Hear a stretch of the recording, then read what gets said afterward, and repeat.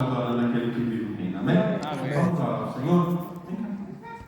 Senhor, nosso Deus, nosso Pai, te louvamos, Senhor, por essa noite. Te louvamos, Pai, Senhor amado, pela tua bondade, a tua fidelidade, Senhor, e a palavra que o Senhor já colocou no coração da tua serva, Pai. Ministra sobre a nossa vida nessa noite, no nome de Jesus, Pai. Nós te louvamos, Senhor, te agradecemos nessa noite, porque sabemos que o Senhor, Deus, está aqui neste lugar. Nós não merecemos, mas o Senhor nos ama. Amém. Ah, Deus, nós somos gratos por isso, no nome de Jesus. Amém. Amém. Amém.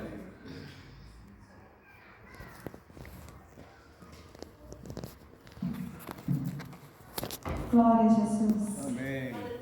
Eu agradeço ao Senhor por esta oportunidade, desta noite, de trazer a palavra. Louvado seja o nome do nosso Deus. E hoje, amados, nós temos como tema, né? E o menino crescia diante de Deus e diante dos homens. Deus tem ministrado no meu coração por meio dessa palavra.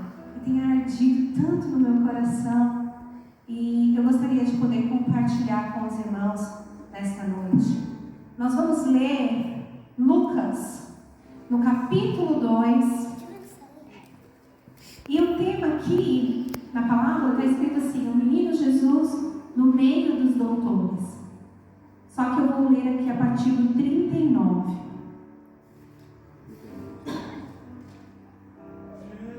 Glória a Jesus.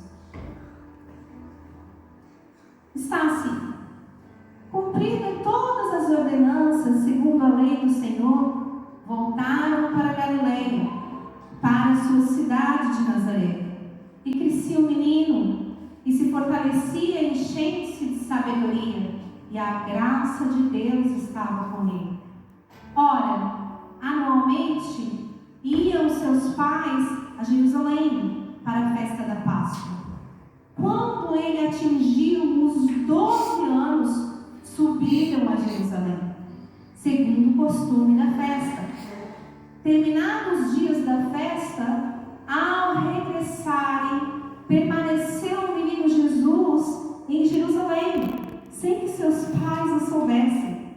Pensando, porém, estar ele entre os companheiros de viagem, foram a caminho de um dia e então passaram a procurar entre os parentes e os conhecidos. E não o tendo encontrado, voltaram para Jerusalém à sua procura. 3 dias depois, o acharam no templo, assentado no meio dos doutores, ouvindo-os e os interrogando. E todos os que o ouviam, muitos se admiravam da sua inteligência e das suas respostas.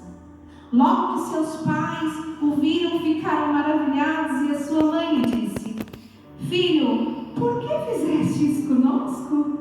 Teu pai e eu estamos aflitos à tua procura. E ele lhes respondeu: Por que me procura? Não sabiam que eu estava na casa do meu pai? Não compreenderam, porém, as palavras que lhe disseram, e desceu com eles para Nazaré, e era-lhes submisso. Sua mãe, porém, guardava todas essas coisas no coração. E crescia Jesus, e crescia o menino, em sabedoria, estatura e graça, diante de Deus e diante dos homens. Glória a Jesus. Glória Que a Deus. palavra poderosa. Quero falar que nós vemos aqui que anualmente eles iam então a Jerusalém. O povo tudo descia para Jerusalém, ia comemorar a festa da Páscoa, e ali no meio da multidão eles comemoraram, e aí eles voltaram, e ao caminho daquela multidão toda, os pais de Jesus, Maria e José, não se aperceberam que o menino não estava lá. Então eles foram, chegaram até onde tinham que chegar, quando viram, falaram: cadê o menino? E eles fizeram o quê? Fizeram o caminho de regresso, voltaram para Jerusalém e começaram a procurar o menino por 3 dias. Procuraram o menino. O menino tinha 12 anos. E ali, quando eles encontraram Jesus, Jesus estava no templo. E estava não só ouvindo os doutores, mas também questionavam a Jesus. E eles se admiravam do conhecimento e da inteligência de Jesus. E quando os pais viram ali, não é? Maria viu e falou: meu Deus, como é que tu foge assim, menino, por 3 dias? Eles não sabiam que eu estava aqui na casa do meu pai, cumpria que eu estivesse aqui. E ela não entendeu muito bem, mas ela se maravilhava com Jesus. E nós vemos aqui que ele honrava os seus pais, porque ele desceu de volta para Nazaré, e a própria palavra diz: e ele lhe era submisso. A mãe guardava tudo isso no seu coração. E a palavra que nós vamos ver hoje é que e crescia o menino, crescia Jesus, em sabedoria, estatura e graça, diante de Deus e diante dos homens. Amados, a primeira coisa que eu gostaria de falar é que a marca de que nós somos de Cristo não é porque nós somos cristãos. Não é o cristianismo a nossa marca, não é a religião a nossa marca, mas a marca que nós temos é que nós seguimos a Cristo. Nós seguimos esse Evangelho, o Evangelho de Cristo. A marca que nós temos é que nós percorremos o seu caminho e que nós permanecemos nele. A marca que nós temos é o selo do Espírito Santo. É nessa marca que nós andamos e nós seguimos ele. E nós também devemos parecer com ele.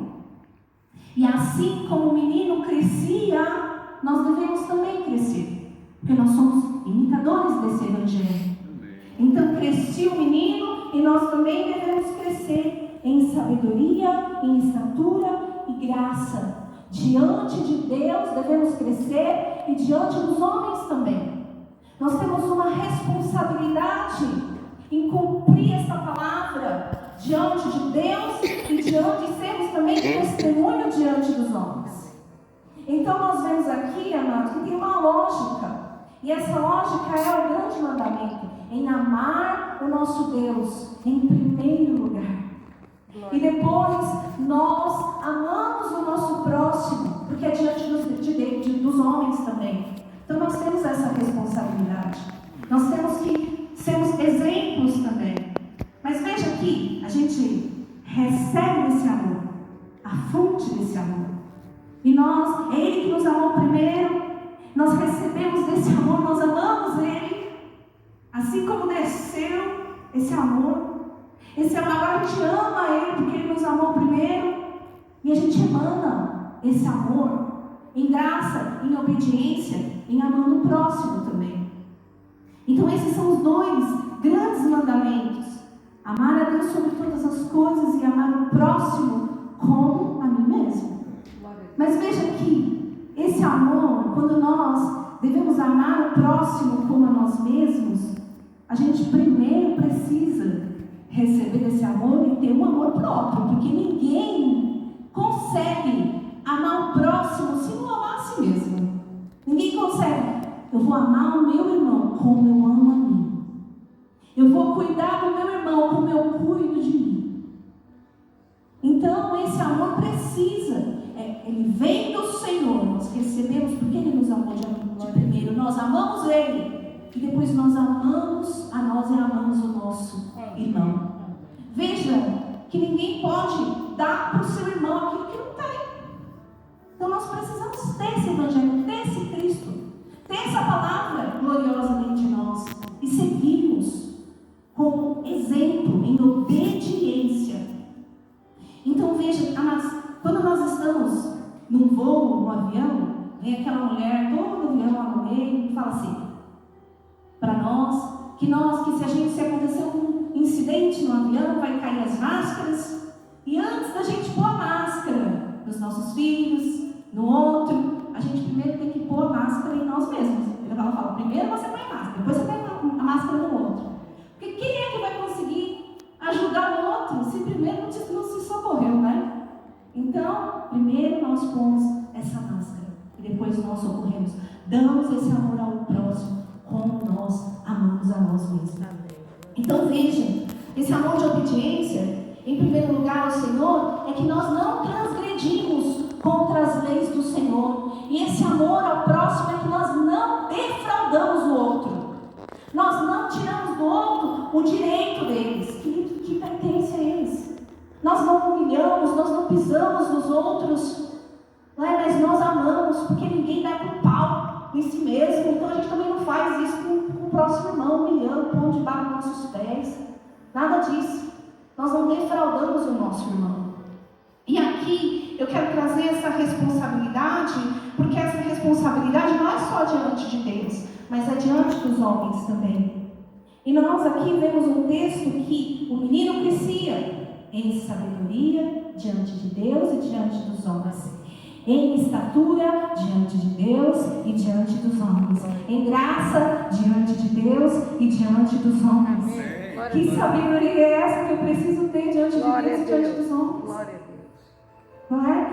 Que estatura é essa, que graça é essa que eu preciso ter diante de Deus e diante dos homens? Então nós vamos aqui, amados, para poder exemplificar e dar os exemplos do que é essa sabedoria. Mas primeiro, nós temos que entender que Jesus ia lá nos templos e os homens se admiravam do conhecimento de Jesus, se admiravam da sua inteligência.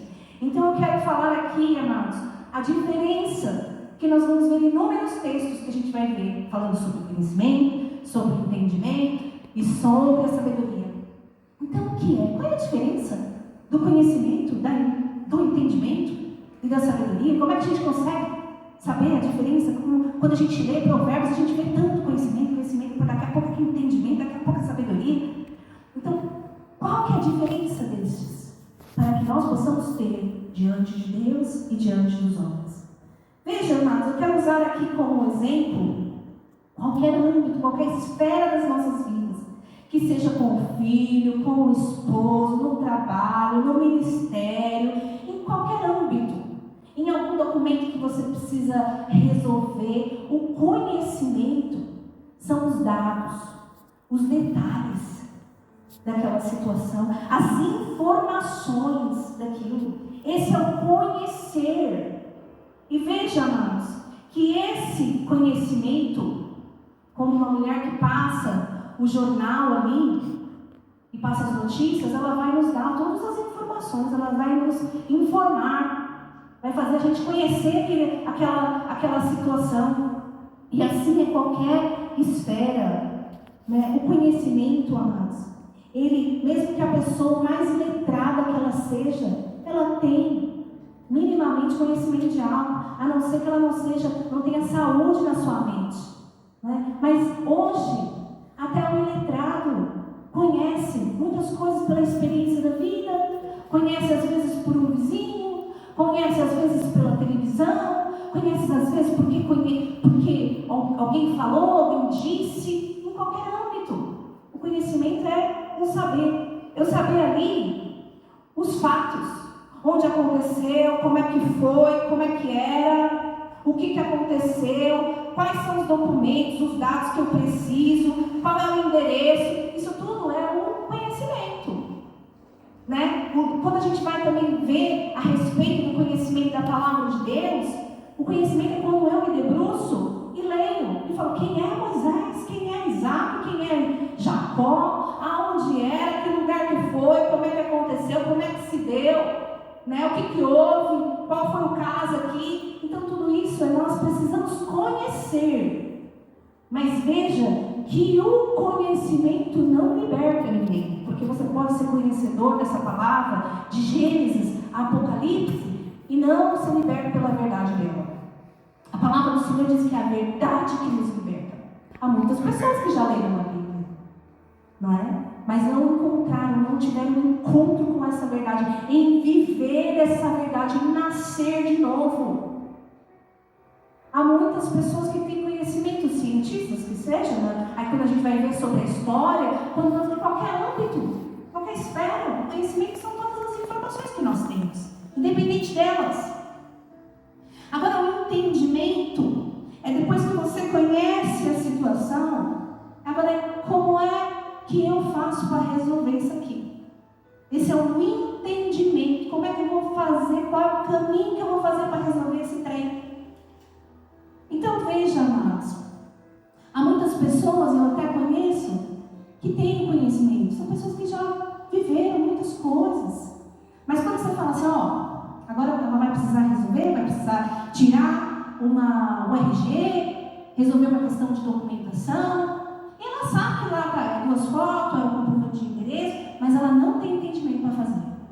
Ela fala, não sei fazer isso. Mas não é que ela não sabe, não é que ela não conhece as informações. Né? Mas ela não sabe, há muitas pessoas que têm, a gente pode olhar até o exemplo de alguns idosos que não têm prática de leitura, né? Não tem prática de exercício ali, de prática saudável ali na nossa vida social também. A gente vai parando. E aí essas pessoas conseguem entender que elas sabem, gente, ela viveu 60, 70 anos, tem conhecimento, mas às vezes você fala, agora está aqui, está toda essa lista, ela sabe tudo que é aquilo, mas vai mandar ela ir lá fazer alguma coisa. Às vezes não consegue, por conta que não tem um entendimento. Ela sabe que fica lá no centro de Birmingham, mas não sabe como é que faz para pegar o ônibus. Ela sabe como é que tira tudo isso aqui, ela sabe o que aconteceu dentro da casa dela, que o filho fez isso, que o marido fez aquilo. Ela tem conhecimento, ela sabe que é tudo ali. Mas às vezes não tem um entendimento para achar um caminho para a resolução dessa situação. Quando a mulher fala assim, olha, tá tudo bem, você recebeu, você trouxe, tá tudo certinho, você trouxe tudo bonitinho aqui, mas agora sabe o que eu tenho de casa? Eu não sei. Né? Então ela tem esse conhecimento, mas o entendimento para resolver já é uma outra parte do caminho. Então esse é o entendimento, é como agora eu vou resolver essa situação da minha casa, essa briga aqui dos meus filhos, que eu já conheço, já sei o que aconteceu, o dia que foi, a hora que foi, quem tem culpa, quem não tem culpa, né? O que o outro falou, o que o outro não falou, qual é o direito, agora que vai ter que resolver isso aqui na justiça, aqui, ela conhece tudo isso, mas agora como eu vou resolver é o entendimento. E nós podemos andar essa metade do caminho no conhecimento e no entendimento, mas sem a sabedoria, já fica um pouco mais difícil. O que é a sabedoria? Amados, a sabedoria agora é o resultado disso. A resposta, a resolução desse problema, a solução disso. Então nós vemos que há pessoas que conhecem o problema, a situação, o fato, ela sabe como resolver, mas ela não se importa como é que vai ser o resultado, como é que ela vai chegar na solução daquele problema. Isso é a sabedoria. A palavra do Senhor diz que a sabedoria está no Senhor. A sabedoria vem do Senhor. Então tem pessoas que resolvem, tudo bem, conhecem, né, tem entendimento, mas ela resolve de qualquer maneira, não importa o resultado. Não importa se transgrediu contra a lei do Senhor, não importa se defraudou o outro. Não importa o que eu fiz. Importa que eu sei aí, eu fiz de qualquer jeito e eu entreguei a ele. Isso não é sabedoria.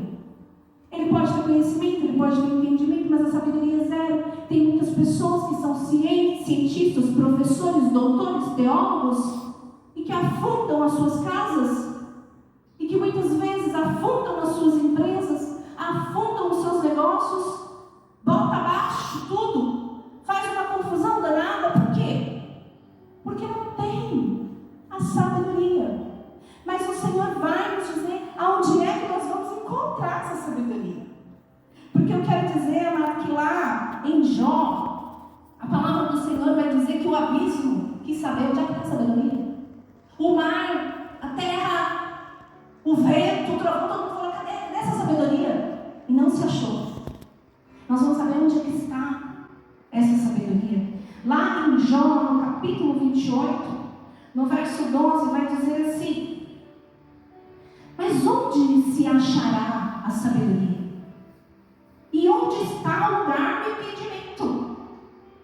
O lugar, o homem não conhece o valor dela, nem se acha ela na terra dos viventes. O abismo diz, ela não está em mim. E o mar diz, não está comigo. Não se dá por ela ouro fino, nem se pesa prata por câmbio dela.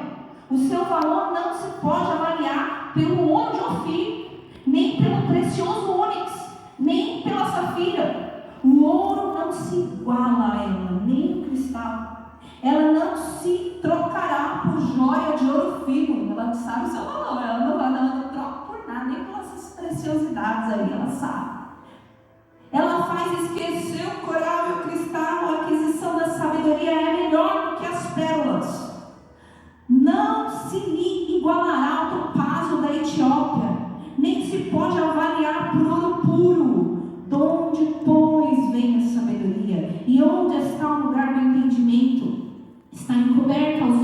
todo vivente e oculta as aves dos céus.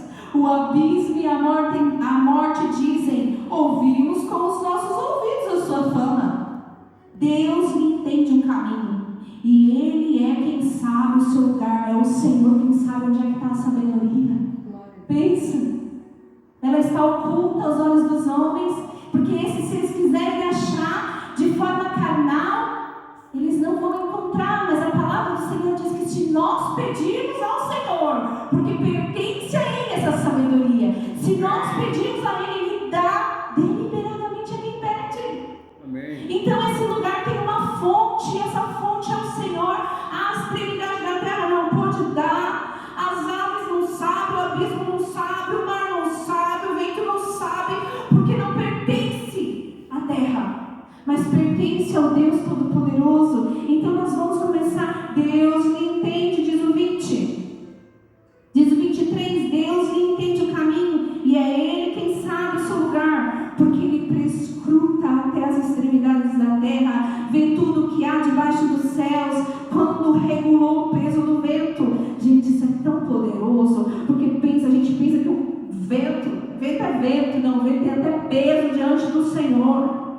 Fixou as medidas das ondas, como nós vimos hoje, no louvor, até o mar tem os seus limites, é até aqui onda, até aqui o seu orgulho. Então vai dizer aqui, quando determinou as leis para a chuva, a ciência pode falar, a chuva é assim, é desse jeito. Não, é determinado pelo Senhor. O Senhor determinou todas as leis, como ela cai, como é que é, todo esse sistema é diante do Senhor. O caminho para o relâmpago dos trovões, tudo não está nada desapercebido. Até o caminho dos relâmpagos não está conhecido, vai cair onde Deus determinar.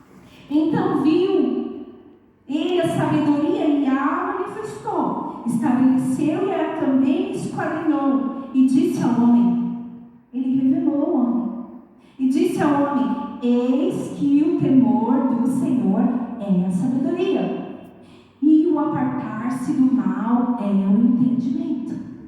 Como é que eu vou agora, sabendo e conhecendo essa situação do meu trabalho, essa situação da minha casa, essa situação familiar, essa situação ministerial, como é que eu conhecendo tudo ali, já tenho todas as informações, quando, que hora, o que aconteceu, o que eu vou fazer, qual é o caminho para a resolução, qual é o caminho desse entendimento?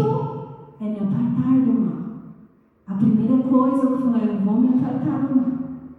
Eu vou escolher a melhor resolução, porque para mim não é qualquer resposta, para mim não é qualquer resolução, mas eu quero da sabedoria do Senhor, e a fonte é Deus, a fonte é Ele. Então a minha melhor resolução para o meu problema é no temor do Senhor. Eu transgrido contra o Senhor, como que é que eu vou resolver? Essa solução vai transgredir contra o Senhor ou não?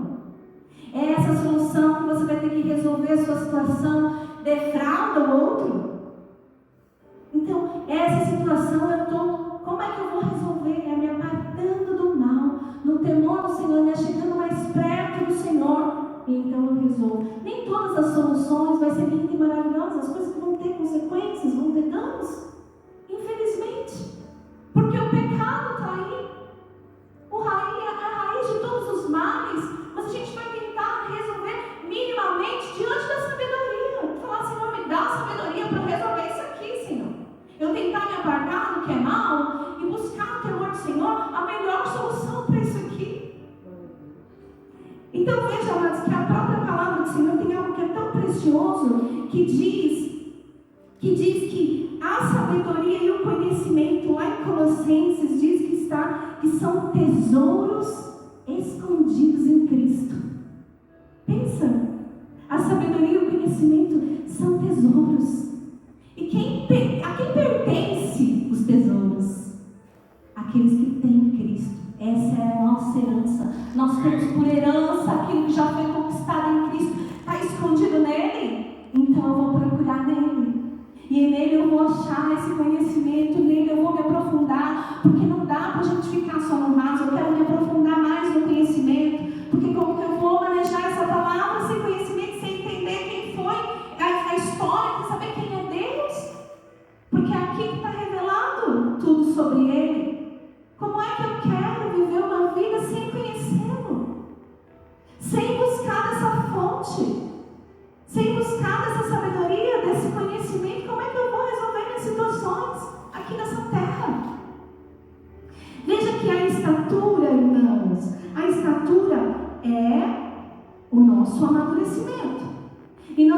podemos amadurecer diante de Deus e diante dos homens também. Em Ezequiel 47, vai falar que Ezequiel viu numa visão. Eu não sei se vai dar tempo de eu ler, mas é Ezequiel 47, do 3 ao 5. Mas eu quero explicar o contexto. Ezequiel viu numa visão um templo. Ele estava vendo quando Cristo vai vir reinar. Ele estava vendo uma visão futura, que haverá de ser estabelecido ali um templo em Jerusalém, e que na limiar desse templo, ou seja, as portas desse templo, abaixo desse templo, ia se fazendo um rio.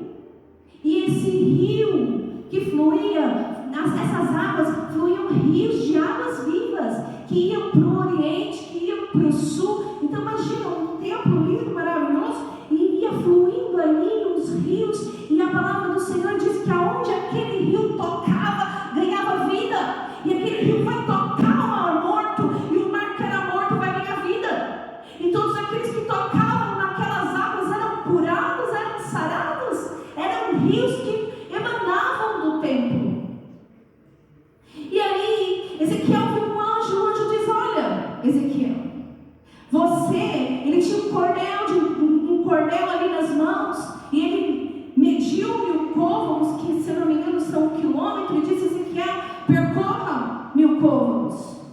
E Ezequiel foi ao caminho de 1.000 côvados, e os pés dele batiam, as águas batiam sobre os tornozelos, e ele diz: vai aí mais 1.000 côvados. Sobre a palavra, ele ia percorrer mais um pouco, as águas davam no joelho, ele falou: vai mais 1.000.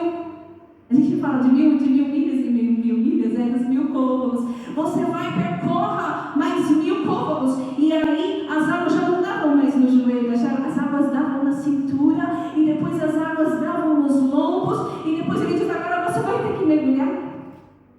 E Ezequiel mergulhava, e ele falou: agora você não tem nada. E esse é o convite do Senhor. O Senhor nos convida para ter um crescimento. Crescia o menino não ficou com 12 anos até todo o ministério de Cristo. Ele crescia, e nós crescemos também. Nós não podemos ter 12 anos a vida inteira no ministério. Nós devemos crescer no conhecimento, na estatura e na graça diante do Senhor. Há muitas pessoas que entram na igreja, que recebem de Cristo, não só na igreja, não é? Porque às vezes a pessoa conheceu essa palavra lá fora, uma outra pessoa ali, porque o Senhor, Ele tem formas inúmeras de trabalhar para a salvação dos homens. Então ela recebe o refrescor da salvação, e põe seus pés sobre as águas, e as águas batem no tornozelo, você fica naquele refrescor. Aí o Senhor fala: anda mais 1.000. As suas águas vão no joelho, você fala assim: aqui está tudo muito bom. Quando a gente vai no mar, que a gente coloca a nossa aguinha, né? Às vezes a gente fala: só vou até aqui, só até as aguinhas, só até molhar os meus pezinhos. É tão gostoso. Mas o convite do Senhor é que você ande mais 1.000.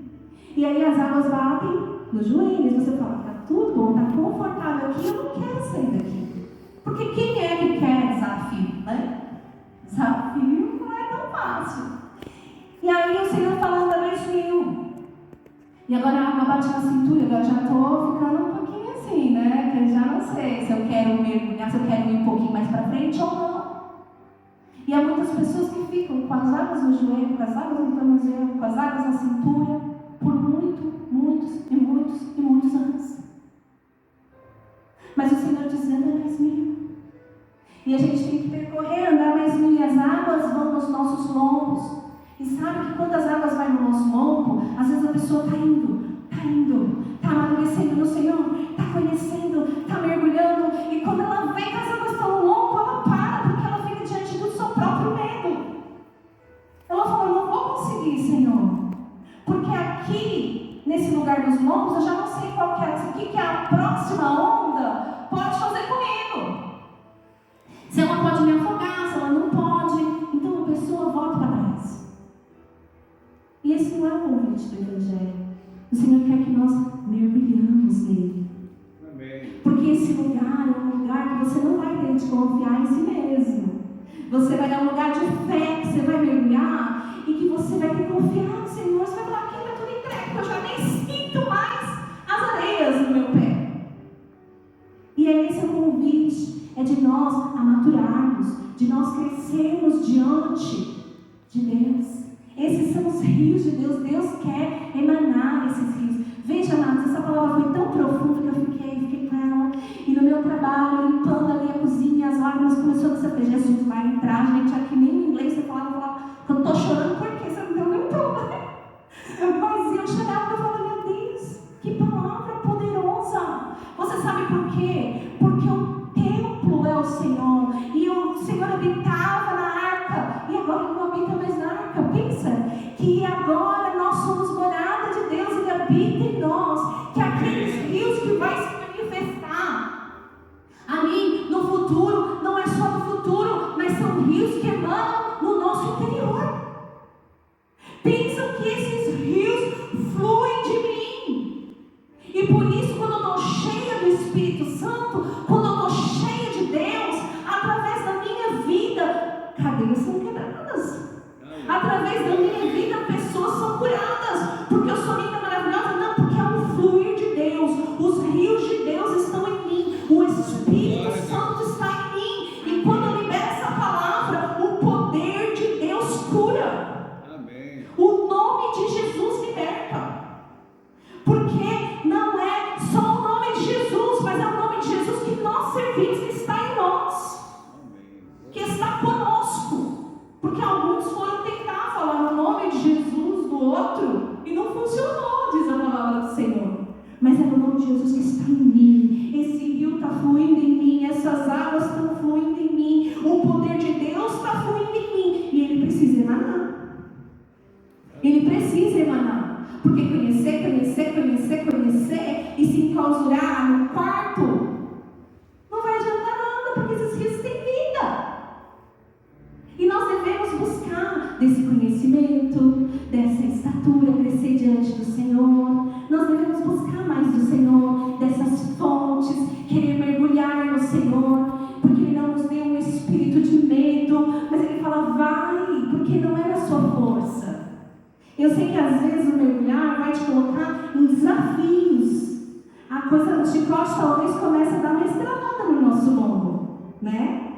Mas essa é a proposta do Evangelho. É a proposta, é a loucura do Evangelho. Nós precisamos amaturar, nós precisamos crescer.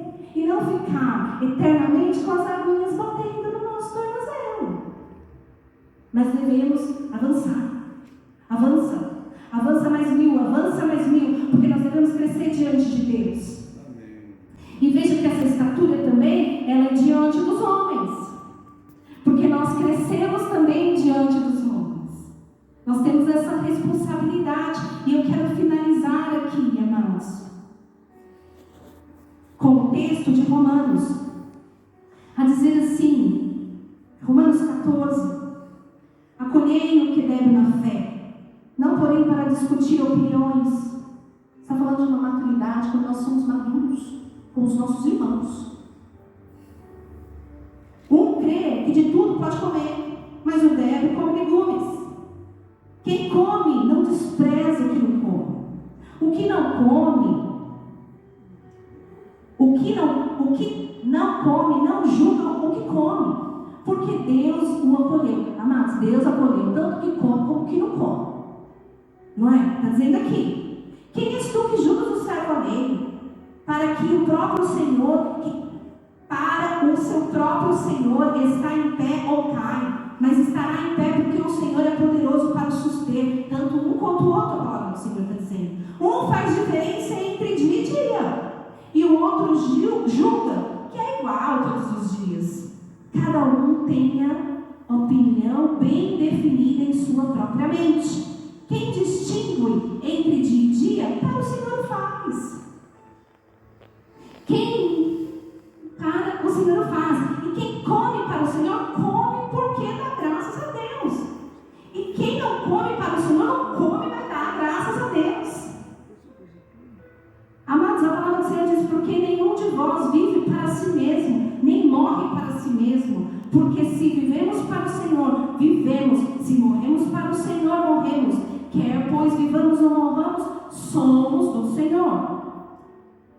Foi precisamente para esse fim que Cristo morreu e ressurgiu, para ser Senhor tanto dos mortos como dos vivos. Tu, porém, tu que julgas o teu irmão, e tu que desprezas o teu, pois todos iremos comparecer perante o tribunal de Deus. Então veja, amados, essa palavra está dizendo sobre nós sermos longânimos com os nossos irmãos, uma estatura diante dos nossos irmãos também. É claro que às vezes nem sempre a gente quer ser exemplo para todo mundo, né? Nós somos sal nessa terra e é verdade. O sal é sal que não deixa a carne apodrecer. Mas nem sempre nós vamos ser bem entendidos pelos nossos irmãos e está tudo bem. Nem sempre, às vezes o irmão, ele está numa caminhada de que a água dele está na cintura e tu já está nas águas dos ombros. E o outro está mergulhando, mas o caminho, se estamos fazendo para o Senhor estamos fazendo. O caminho é o mesmo de Cristo. Então o irmão, ele vai progredir. Essa é a proposta do Senhor, né? Que todos nós possamos progredir. Mas nós devemos ser longânimos nessa maturidade também. De entender o nosso irmão. De compreender. De que às vezes o irmão, eu não como isso. Eu não como a maionese Helmas porque está lá consagrado. Mas se o irmão não come, sabe que sua consciência pesa, por isso não como, mas eu como. Porque tudo que entrou dentro da minha casa é santo. O irmão que não veste a camisa, tal, porque foi lá consagrado. Irmão, se foi consagrado, se ele consagrou, está lá. Dentro da minha casa é santo, no meu corpo é santo. Mas se o irmão não faz, amém, irmãos. Tudo bem, ele é o meu irmão em Cristo. Ninguém está com pau na própria carne, né? Ninguém vai lá dar com pau na própria cabeça, com pau na própria... Mas às vezes nós ferimos o nosso próprio irmão e a gente tem que ter maturidade. Se a tua consciência pesa, não faça. Entendeu? Mas eu faço e eu não sinto esse peso. E se um dia o Senhor falar, tira, eu vou tirar. E se um dia eu falar, pô, eu pô. E se um dia o Senhor falar, corta o teu cabelo, tu corta. Se o Senhor falar, não corta, não corta. Então tudo bem, os que cortam, que não cortam. Para o Senhor fazemos. Amém. Nós não devemos. Mas é que assim, é que eu não uso assim. Está tudo bem. Está tudo bem, nós somos irmãos em Cristo. Se o Senhor falou para tudo, vai. Se o Senhor, não é assim. Mas eu não visto isso. Amém, irmão? Tu não veste, amém. Louvado seja o nome do Senhor Jesus. Tu faz para o Senhor, bendito seja o Senhor na tua vida. Sabe, irmãos, há muitas coisas, a palavra do Senhor vai dizendo isso, né? Não para a gente discutir opiniões. Veja que o próprio Paulo, em algumas situações ali, eles não tiveram ali concordância, mas avança. Vá também, em nome de Jesus. E o Senhor possa nos dar essa estratégia, porque Ele conhece os quadrinhos corações. E Ele é tanto pelo que come, como pelo que não come, está fazendo pelo Senhor. E há um tempo e há uma fase, um momento para cada um de nós. E a graça, amada, a graça aqui que nós crescemos diante de Deus e diante dos homens, é a imerecida graça. Todos nós não merecemos, mas o Senhor se colocou a perdoar os nossos pecados, não é? Foi por essa obra tão gloriosa da cruz que nos alcançou esse perdão glorioso. E a graça que eu tenho diante dos meus irmãos é que talvez ele merecia uma boa resposta, mas eu não dou. Não é? Ele também, ele merecia um castigo, nós merecíamos um castigo. Mas agora a gente pratica a graça, porque ele merecia, mas agora eu sou servo de Cristo. E agora eu perdoo. Agora eu faço como o meu Senhor. Eu recebi dessa graça, eu também sou graciosa agora.